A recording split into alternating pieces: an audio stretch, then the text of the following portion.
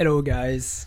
Je vois encore beaucoup de personnes qui ont du mal à comprendre comment les décisions de politique monétaire, comment les fondamentaux, comment les rapports économiques, etc. influencent l'action des prix.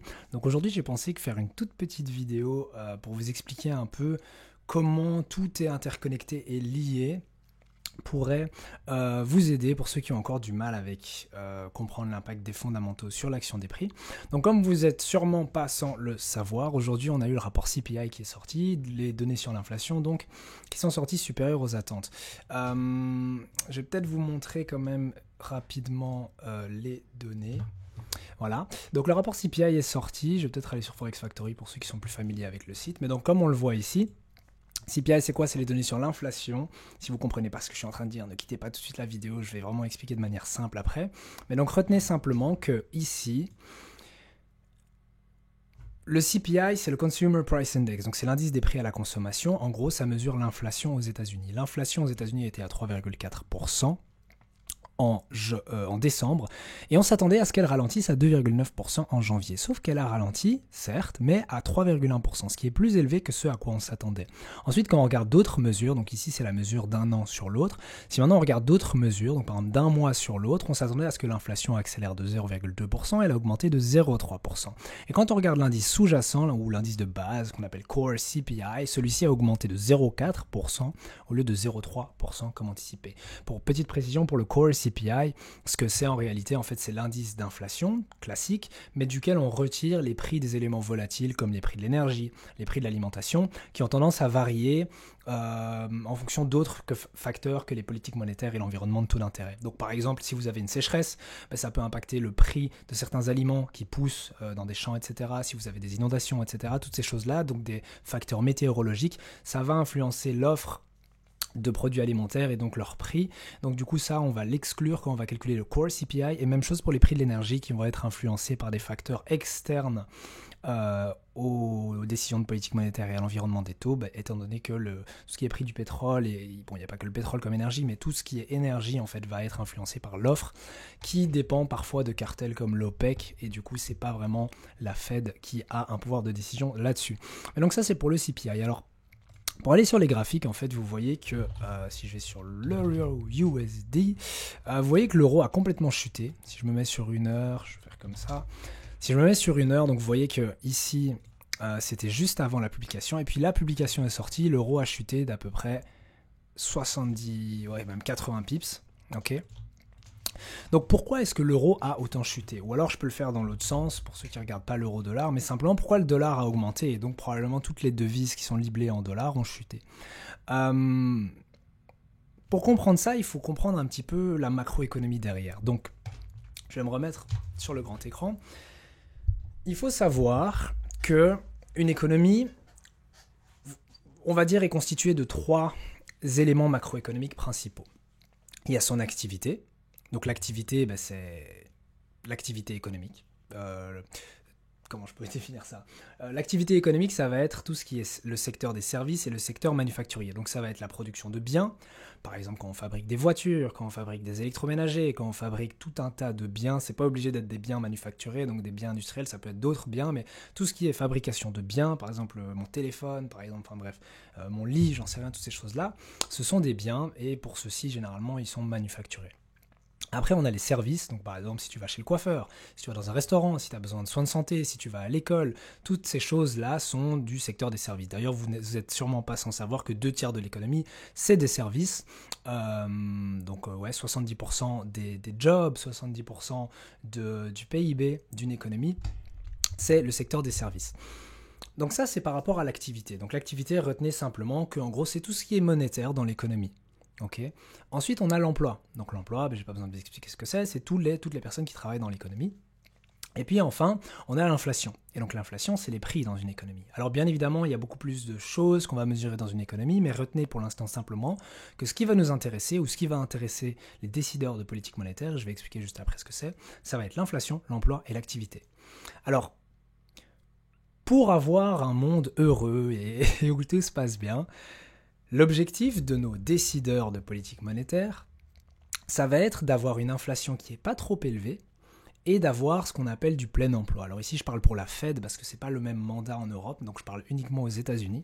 Mais donc l'objectif de la Fed, qui est la Réserve fédérale, ou on l'appelle aussi la Banque centrale américaine, c'est d'avoir du plein emploi. Donc le plein emploi, ça ne veut pas dire que tout le monde travaille, parce qu'il y a des personnes qui ne sont pas aptes à travailler, parce qu'elles sont trop jeunes, parce qu'elles ont des problèmes de santé ou quoi, mais ça veut dire qu'on veut que le plus de personnes possible aptes à travailler, travaillent, et qu'il y ait le moins de chômage possible.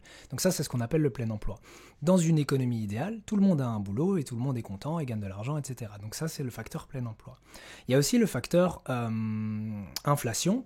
Donc l'inflation est bonne et mauvaise dans le sens où il faut un tout petit peu d'inflation parce que ça entraîne la compétition et la croissance, mais trop d'inflation c'est pas bon parce que du coup ça érode les profits des entreprises. Donc forcément si tu dois payer plus pour non seulement tes employés, mais je vais expliquer après le lien entre salaire et prix, mais si tu dois payer plus donc pour tes employés mais aussi pour les produits que tu achètes en tant qu'entreprise pour ensuite fabriquer des biens, vendre des services, etc., ben, c'est embêtant parce que ça diminue tes profits. Et pour les particuliers, donc pour les gens comme vous et moi, ben, l'inflation, j'ai pas besoin de vous expliquer que c'est pas top parce que du coup vous payez plus cher pour tout un tas de choses alors que vos revenus n'augmentent pas nécessairement. Donc la Fed a envie qu'il y ait un tout petit peu d'inflation pour que la croissance économique continue, mais pas trop, pour que ça ne rogne pas le pouvoir d'achat, les profits des entreprises, etc. Donc ça, c'est son double mandat. Elle veut, pour utiliser ces termes, la stabilité des prix et le plein emploi. Le rapport CPI qu'on a eu, du coup, ça mesurait l'inflation. Donc c'est l'indice des prix à la consommation. Ce mot compliqué pour dire quoi? C'est un indice qui va mesurer les prix de tout un tas de biens, d'un panier de biens qu'on consomme. Et ça va mesurer les variations des prix de ces biens-là d'un mois sur l'autre. Donc si maintenant je prends, je sais pas moi, une bouteille d'eau, j'en ai une devant moi.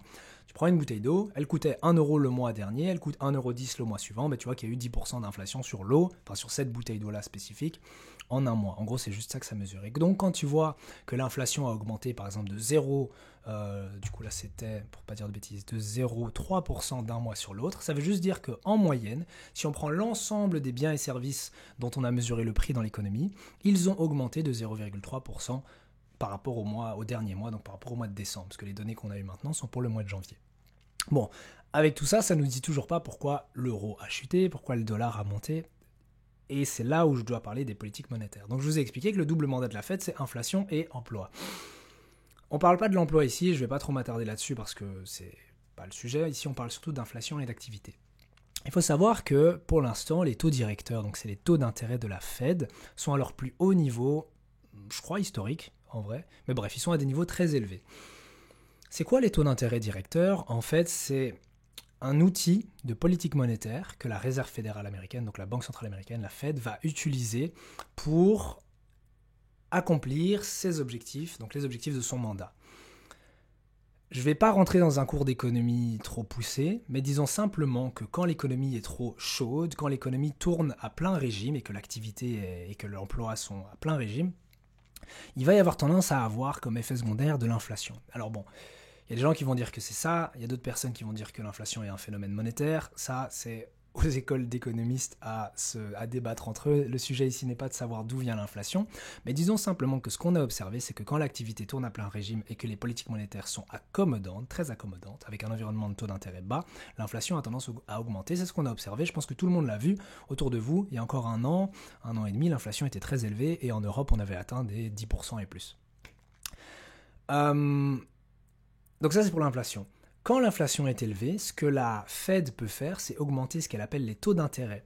Alors je vous passe tout le détail complexe de comment les taux d'intérêt directeurs de la Fed impactent les taux d'intérêt réels de l'économie à court et à long terme.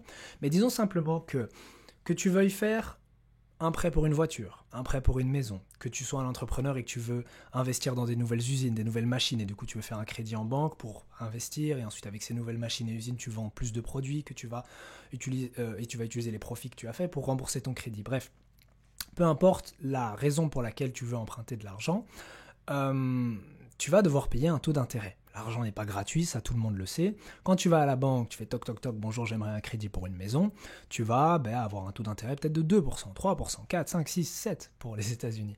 Bref, tu vas avoir un taux d'intérêt, je crois que le taux d'intérêt par exemple à 30 ans aux États-Unis actuellement, il est hyper élevé, il est dans les 6%.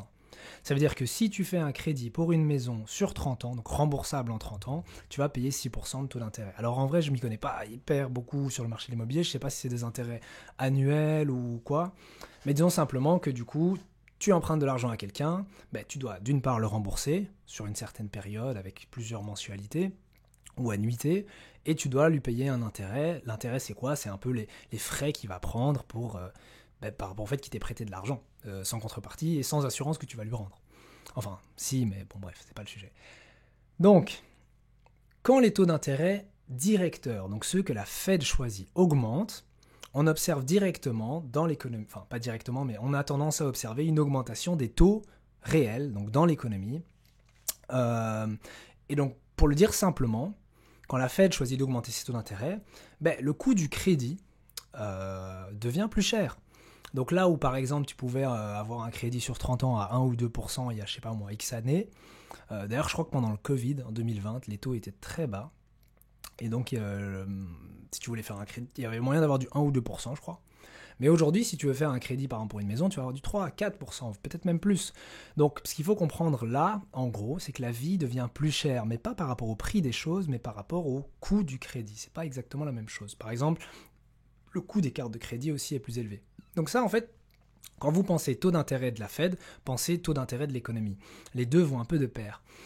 Et alors, un autre lien un peu subtil, mais je ne vais pas non plus détailler tout le cheminement complexe qui lie les deux, mais disons simplement que quand les taux d'intérêt de la Fed sont élevés, les rendements des obligations américaines, les rendements obligataires, donc pour le dire en complet, le rendement des titres du trésor américain ou les rendements des obligations américaines, ou enfin bref, le US 10 years, si vous voulez taper sur... si vous voulez regarder, voilà, comme ça, je vous montre, donc vous tapez US 10 year, donc ça c'est United States 10 year government, donc c'est les rendements des bons du trésor américain à 10 ans. Et donc vous voyez que quand, voilà, pour vous donner un exemple concret, ici j'en avais déjà parlé dans une autre vidéo, mais ici ça a été la décision de politique monétaire de la Fed et de la BCE. Donc en décembre, Powell, mais après je vais détailler, mais Powell a juste adopté un ton un peu plus accommodant qui suggérait la fin de la politique restrictive, ou en tout cas la fin de la politique aussi restrictive que ce qu'on avait avant, et donc ça a fait chuter les rendements complètement. Ou formulé autrement, les investisseurs anticipaient davantage des taux plus faibles, vous vous souvenez des taux directeurs dont j'ai parlé, des taux plus faibles dans l'économie, et donc les rendements ont diminué. Mais donc retenez simplement, parce que voilà, toutes ces choses-là c'est parfois un peu compliqué à digérer, et donc c'est important de faire des synthèses assez simples dans sa tête. Donc retenez simplement que taux de la Fed élevé, pour l'instant ils sont dans une fourchette de 5,25 à 5,50%, donc ils sont à 5,5% en gros. Taux de la Fed élevé égale taux d'intérêt dans l'économie en général élevé, égale rendement américain élevé.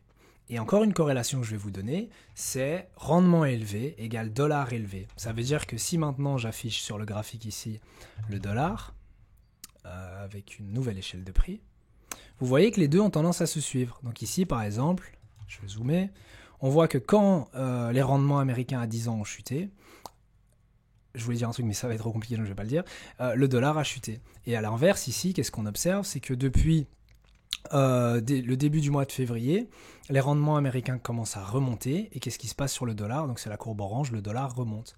Et ici, il se stabilisait un peu, donc les rendements, même chose pour le dollar, et là on voit que depuis le CPI, voilà, c'est bien si je le mets comme ça, donc on voit que depuis le CPI, non seulement le dollar a bondi de presque, les rendements ont bondi de presque 3%, donc de près de 10 points de base, et on voit que le dollar aussi est passé d'à peu près, donc sur la ligne à gauche, 104 points, je sais pas moi, 100 à 104,8. Donc voilà, mais tout ça parce que, et alors c'est là où j'en viens à la Fed, je vais vous le montrer, c'est plus facile de le voir que de simplement l'entendre. Ce que vous voyez ici à l'écran, en fait, c'est les anticipations de baisse de taux d'intérêt de la Fed. Donc je vais vraiment faire, parce que j'aimerais... En fait, trop souvent dans mes vidéos, je fais l'erreur d'expliquer les choses comme si c'était évident pour tout le monde, alors que, en fait, pas du tout, et tout le monde n'a pas le même niveau en analyse fondamentale. Donc pour vous faire un petit schéma, la politique monétaire de la Fed, ok, c'est pour diminuer l'inflation, mais comme je l'ai dit, il y a l'emploi aussi qui est un facteur de mandat, mais on ne va pas en parler pour ne pas compliquer trop la vidéo. Donc l'inflation, quand l'inflation est trop élevée, la Fed va vouloir la diminuer. Comment elle la diminue? En augmentant les taux d'intérêt, je vais écrire I, même si normalement on écrit R, mais je vais écrire I. Donc en augmentant les taux d'intérêt, le coût du crédit devient plus cher dans l'économie. Je ne sais pas comment écrire ça. Bon, je vais mettre coût. le coût du crédit devient plus cher dans l'économie, ce qui veut dire que les entreprises qui veulent investir doivent y repenser à deux fois. Les ménages qui veulent dépenser pour acheter une maison, une voiture, etc. doivent y repenser à deux fois. Et comme du coup ce coût du crédit est plus cher, l'activité dans l'économie va diminuer. Et comme l'activité diminue, ça a tendance à déprécier l'inflation. Et l'inflation finit par diminuer. Okay. Alors je pourrais aussi mettre dans ma boucle l'impact sur l'emploi, parce que comme il y a moins d'activité, l'emploi ralentit, donc généralement le taux de chômage augmente. Comme le taux de chômage augmente, il y a moins de pression sur les salaires, puisque du coup le pouvoir de fixation pas des prix, mais des salaires se retrouve plus dans la main des employeurs, qui sont du coup la demande, et non plus du côté de l'offre, qui sont les employés. Mais si je commence à rentrer dans des détails comme ça, j'ai peur de vous perdre. Donc pour la garder simple, c'est pas ce que je voulais faire. Pour garder la vidéo assez simple, je ne vais pas parler de l'emploi, mais je vous invite à vous renseigner sur le marché du travail et l'impact de l'activité économique sur le niveau d'emploi, de l'impact du niveau d'emploi sur le taux de chômage, l'impact du chômage sur l'inflation, et aussi le concept de boucle salaire-prix dans tout ça. Voilà, c'est des mots, je vous lance les mots un peu comme ça. Je vous invite à après faire vos recherches vous-même. Après, si une vidéo sur le sujet vous intéresse, n'hésitez pas à me le dire. Mais donc pour revenir à ce que j'en disais, donc l'activité ralentit et donc l'inflation ici, normalement, diminue aussi et la Fed atteint sa cible. Mais donc ça, c'est un peu la boucle dans laquelle on est. Et comme je vous l'ai dit actuellement, donc les taux d'intérêt de la Fed sont très élevés. Donc si je devais vous afficher une courbe des taux d'intérêt de la Fed, ce que je peux faire en soi, si je vous affiche ça, je crois que je dois taper... Comment je pourrais appeler ça? Ou alors peut-être... je sais pas comment appeler ça. Bon, mais je vais le vous dessiner vous-même. Je vais le dessiner moi-même, pardon. Mais donc les taux d'intérêt étaient très bas, admettons à 0%, on va dire. Et donc ils ont augmenté au fur et à mesure pour maintenant être dans une fourchette de 5%. Tout le monde sait lire un graphique, donc ça c'est les pourcentages, et ça c'est le temps. D'accord, ici c'est le temps, et ça c'est le pourcentage. Donc maintenant on est à 5,5% de taux d'intérêt directeur de la Fed. D'accord. Donc ces taux d'intérêt-là ralentissent fortement l'économie. Ok. Ralentissent l'économie, sont censés ralentir l'inflation. Donc ce que la Fed aimerait observer, et c'est d'ailleurs ce qu'on observe si je vous montre ce graphique-ci, c'est que l'inflation diminue. Donc depuis que la Fed a augmenté ses taux d'intérêt, je crois que c'est en 2022, l'inflation diminue. Vous le voyez ici, si vous voulez je le mets en ligne, mais vous voyez que l'inflation diminue. Mais ici on voit qu'on commence un peu à galérer autour de 3% et que l'inflation stagne. Ce qu'on a observé dernièrement, non pas pour l'inflation... CPI normal, mais pour l'inflation de base, c'est que l'indice était à 3,9%, je vais peut-être vous le montrer. Donc l'indice était à, ici, 3,9% le mois précédent, et il est toujours à 3,9%. Donc l'inflation de base n'a pas diminué. Mais dans tous les cas, ça, ce n'est pas important. L'idée ici, c'est de se dire que on s'attendait aux résultats qui sont dans la colonne du milieu, et on a eu les résultats donc qui sont dans la colonne de gauche, et qui sont, quand ils sont affichés en bleu ici, ou alors c'est en vert sur Forex Factory, ils sont plus élevés que prévu. Donc pour le dire en français, simplement, ça veut dire que l'inflation est plus difficile à combattre que ce qu'on avait anticipé au départ. Et donc, qu'est-ce que ça veut dire pour les taux d'intérêt? Ça veut dire que les taux d'intérêt devront peut-être rester à des niveaux élevés, c'est ce que j'avais dessiné ici. Donc pour l'instant, je vous l'ai dit, on est à 5,5%. Alors, les marchés anticipent une première baisse des taux en mars, mai, juin. Enfin bon, la question est un peu compliquée. Mais disons que si maintenant l'inflation est toujours trop élevée, je vous ai dit que l'outil pour lutter contre l'inflation, c'était les taux directeurs. Ça veut dire que la Fed va devoir utiliser cet outil plus longtemps et garder ses taux d'intérêt à un niveau élevé plus longtemps, jusqu'à ce que l'inflation soit combattue.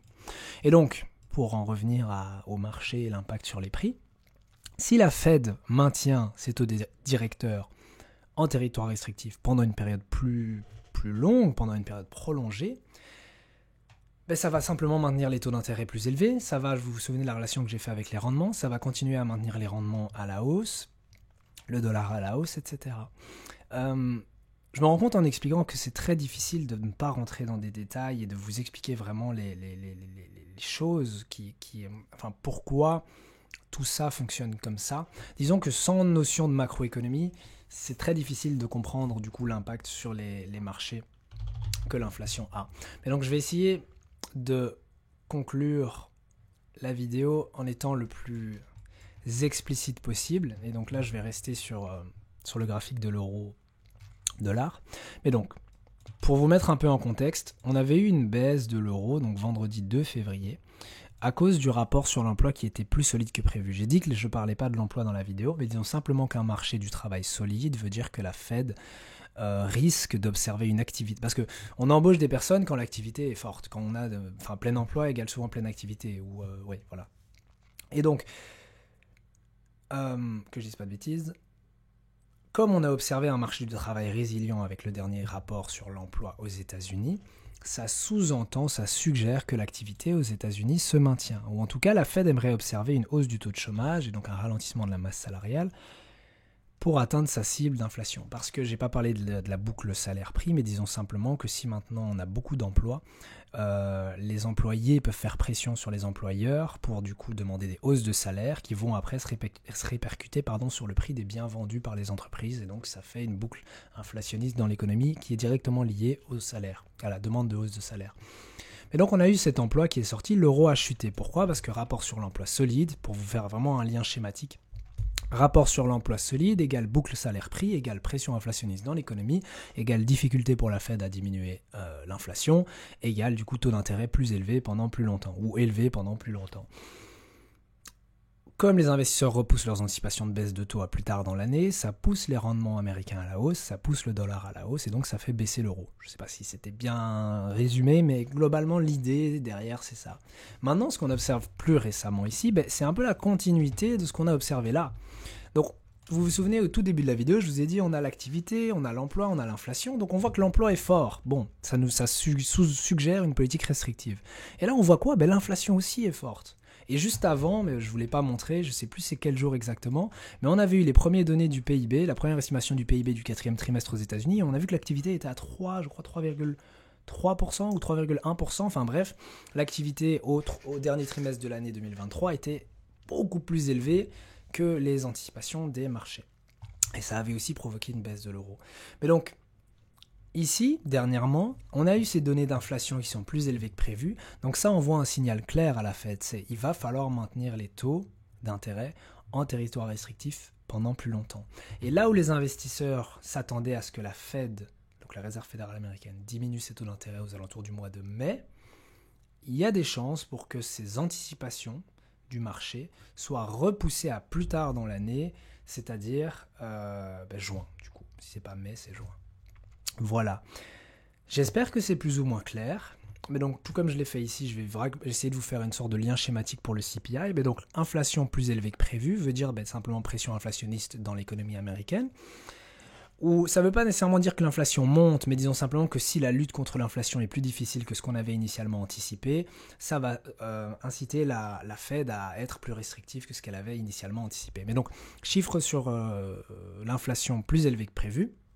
Donc, comme je l'ai dit avec la boucle salaire-prix, en fait, pression inflationniste dans l'économie, la Fed, qui a son double mandat de plein emploi et de stabilité des prix, doit respecter ce mandat-là, donc elle veut maintenir la stabilité des prix, donc elle va plus augmenter ses taux d'intérêt, mais en tout cas elle doit les maintenir en territoire restrictif aussi longtemps que nécessaire pour ramener l'inflation vers sa cible de 2%. Je ne l'ai peut-être pas dit dans la vidéo, mais la cible d'inflation de la Fed c'est 2%, mesurée par l'indice core PCE, je précise, mais je ne vais pas en parler ici, sinon on va s'embrouiller. C'est quoi le CPI et le PCE, c'est quoi la différence, le déflateur du PIB, machin, bref. Donc, la Fed va devoir garder sa politique monétaire restrictive pendant une période prolongée, ce qui, je l'ai dit tantôt, du coup va soutenir les rendements, soutenir le dollar, et donc forcément, si on regarde l'euro-dollar, l'euro va chuter face au dollar si le dollar monte. Voilà. C'est pas plus compliqué que ça, même si là, à la fin de la vidéo, vous vous dites « mais what the fuck, j'ai rien compris, c'était hyper compliqué ». Mais disons simplement que, et là c'est un petit conseil pour toutes les personnes qui essayent d'implémenter l'analyse fondamentale à leur trading, c'est vous n'avez pas besoin d'aller chercher trop loin parfois, parce que dites-vous que à la fin de la journée, tout ce qu'on cherche à faire, c'est savoir si ça va monter ou descendre, le prix. Et donc, parfois, on essaie trop de se dire, oui, mais alors ça a quel impact et quel impact et quel impact. Normalement, à la fin de votre raisonnement fondamental, vous devez juste tirer une conclusion. Et là, pour une personne qui maîtrise pas mal les fondamentaux, et je parle pour moi, quand je vois ces données-là, instinctivement, je sais, ok, c'est clairement bullish pour le dollar, c'est clairement baissier pour l'euro. Et c'est à ce niveau-là que vous devriez arriver. Alors parfois c'est plus complexe, parfois vous allez hésiter, parfois vous allez dire ok, quel est l'impact sur l'action des prix, ça j'ai du mal, mais souvent c'est évident. Rapport sur l'emploi solide, baissier pour l'euro. Rapport d'inflation solide, baissier pour l'euro. Politique monétaire restrictive, ou alors discours des décideurs de politique monétaire qui est restrictif, où ils repoussent les attentes du marché, où ils disent clairement au marché non, il n'y aura pas de baisse de taux d'intérêt en mars, alors que les marchés anticipaient une baisse en mars, bullish pour le dollar. Et donc, c'est un peu ce tic-tac, ou je sais pas comment on appelle ça, du tac au tac, en mode ok, vous avez A, vous concluez B, et ça doit aller tout seul en fait. Tant que ça va pas tout seul, et honnêtement, pour arriver à ce niveau-là, de comprendre, genre direct, je vois les données, je sais comment interpréter ça, il m'a fallu beaucoup de temps, mais à force de se renseigner, à force d'étudier toute la macroéconomie derrière, ça va devenir de plus en plus simple. Parce que quand j'en parle, on dirait que c'est super facile pour moi, mais croyez-moi, il y a une époque où j'étais là en mode attends, si ça monte, ça veut dire que ça descend, et donc il y a ça sur tel marché et machin, et je comprenais rien, et je comprenais même pas ce que c'était les taux d'intérêt de la Fed et machin bazar. Et voilà, si vous voulez que je vous fasse une vidéo un peu complète sur comment étudier l'analyse fondamentale, j'en avais déjà fait une, mais elle était assez vague, dans le sens où je donnais pas vraiment un processus étape par étape pour vraiment apprendre les bases de l'analyse fondamentale. N'hésitez pas à me le dire dans les commentaires, ça me ferait plaisir de faire une vidéo comme ça. Et puis sur ce, j'espère que la vidéo vous aura plu, j'espère que la journée a bien été pour vous avec le CPI, si vous étiez exposé sur les marchés ou pas. Et sur ces mots, on se dit à demain, du coup, dans la prochaine vidéo.